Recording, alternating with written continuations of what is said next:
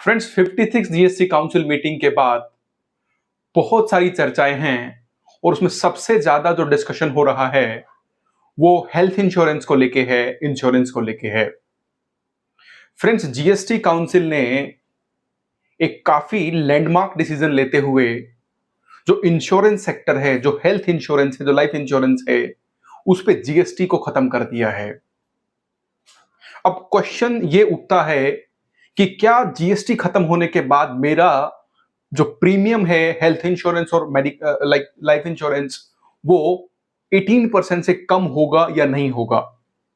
Friends, इस सवाल के आंसर में काफी टेक्निकलिटीज हैं और मैं आपको सिंपल भाषा में बताने की चेष्टा कर रहा हूं कि जीएसटी का रेट 18% से एग्जेम्प्ट होने से जो प्रॉब्लम है, जो राहत है कस्टमर्स को, जो सिटीजन्स को, वो उतनी रिलीफ नहीं मिलने वाला है जितना एक्सपेक्टेड था और जब ये अनाउंस किया गया, जब सबको लगा। मैं थोड़ा सा टेक्निकलिटीज में आपको लेकर जाना चाहूंगा और ये एक्सप्लेन करने की कोशिश करूंगा कि क्यों 18% से जीरो होने पर जो रिलीफ है, जो आपको प्रीमियम में कटौती है, वो 18% नहीं होगी, लेकिन कुछ परसेंटेज रिडक्शन आपका प्रीमियम होना चाहिए। ये हमारा बिलीव है और ये जो जो प्रोविजंस हैं लॉ में वो भी सजेस्ट करते हैं। 18% क्यों कम नहीं होगा, उसका रीजन है कि अभी तक इंश्योरेंस कंपनी जितनी भी इनपुट सर्विसेज और कैपिटल गुड्स यूज कर रही हैं अपने ऑफिसेस में, अपने ऑपरेशंस को चलाने के लिए, जिन्होंने बिल्डिंग्स रेंट पे ली हैं, जिन लोगों से वो काम कराते हैं, जो भी व्यक्ति उनको जीएसटी से रिलेटेड इनवॉइसेस देता है, उस सब इनपुट सर्विसेज और कैपिटल गुड्स का इनपुट टैक्स क्रेडिट क्लेम करती हैं। इनपुट टैक्स क्रेडिट क्लेम करने के बाद आपसे और हमसे वो 18% जीएसटी चार्ज करती हैं। जितना इनपुट टैक्स क्रेडिट उनके पास होता है उसको यूटिलाइज करके वो differential payment electronic cash ledger के थ्रू कर देती हैं। मैं एक छोटा एग्जांपल लेते हुए बात करूंगा। फॉर एग्जांपल, अगर मैं एचडीएफसी की बात करूं, एचडीएफसी अर्गो की बात करूं, तो फॉर एग्जांपल एचडीएफसी अर्गो का total collection of health plus life मिला के 10,000 करोड़ है।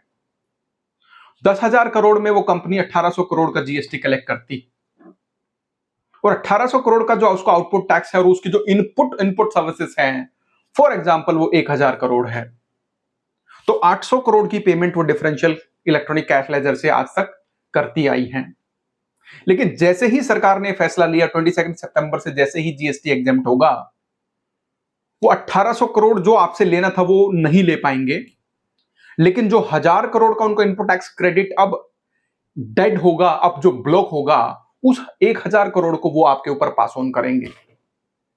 तो अगर आपका प्रीमियम अभी तक मान लो 25,000 रुपीज था इंक्लूडिंग जीएसटी, तो हो सकता है उसमें इसका 18% जो रिडक्शन है वो ना हो, लेकिन कुछ रिडक्शन जरूर होगी। इन माय हम्बल ओपिनियन कुछ रिलीफ आपको जरूर मिलेगा। 12 से, यू कह सकते हैं 10 से 12% का रिलीफ आपको जरूर मिल सकता है।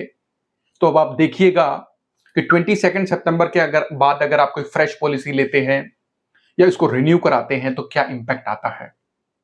अगर आपका इससे रिलेटेड कोई सवाल हो तो आप मुझे कमेंट में बता सकते हैं।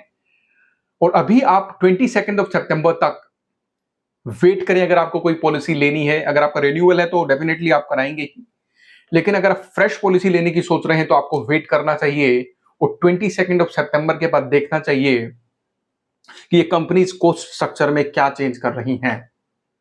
एंड फॉर बेटर क्लैरिटी, आप अभी जो प्रीमियम आ रहा है उसका स्क्रीनशॉट अपने पास सेव करिए और same plan, same sum assured के साथ 22 सितंबर ऑनवर्ड्स आप जाइए और देखिए कि क्या चेंज आता है। Thank you very much for watching this video. Have a nice day.